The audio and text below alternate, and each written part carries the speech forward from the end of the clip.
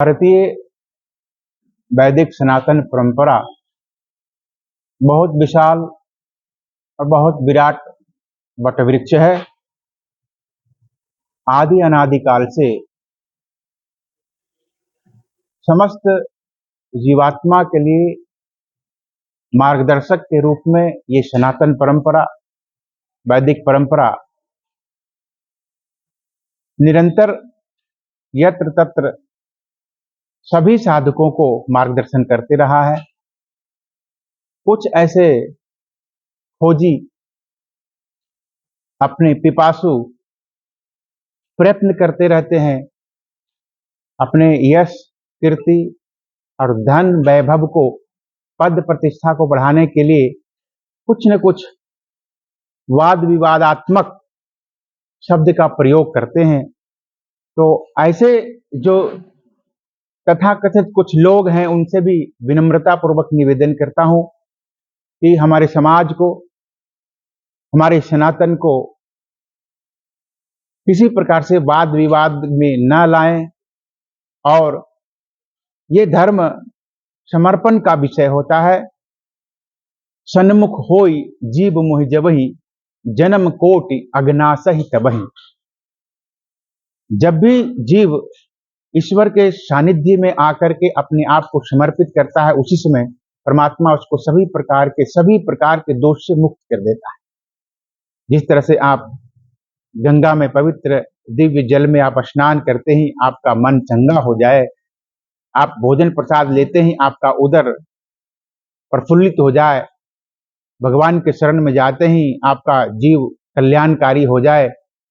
हम चाहते हैं कि किसी भी व्यक्ति को इस तरह का प्रयोग नहीं करना चाहिए, वो चाहे कथावाचक के रूप में हो, संत के भेष में हो या समाज सेवक के रूप में हो।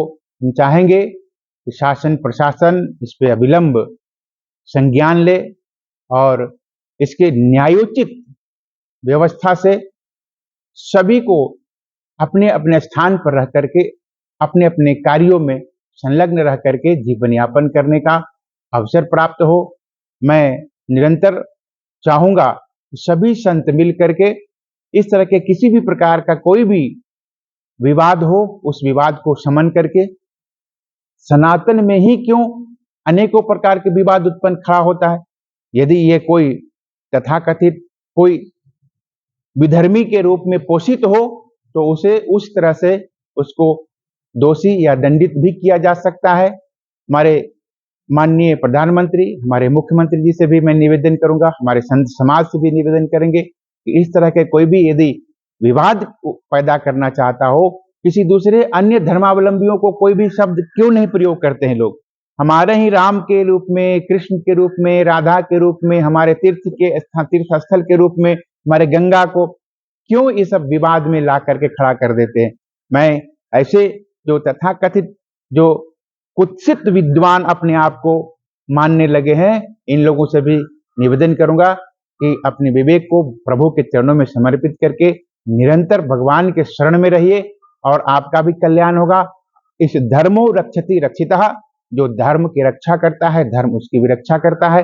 धर्म के अनुरूप आचरण करने वाला ही व्यक्ति साधु महात्मा संत साधक बन करके ईश्वर के शरणागत को स्वीकार करके अपने को दिव्य स्वरूप में स्थापित होते हैं। इसलिए मैं पुनः बारंबार कहूंगा कि किसी को भी इस समाज के प्रति, समाज को छीन भिन करने का इजाजत नहीं मिलेगा। धर्म को कोई भी व्यक्ति छेड़छाड़ करने का इजाजत नहीं मिलेगा। ये श्रद्धा का विषय है, आस्था का विषय है।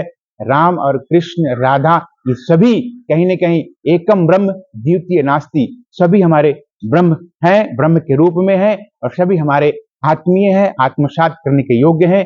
सभी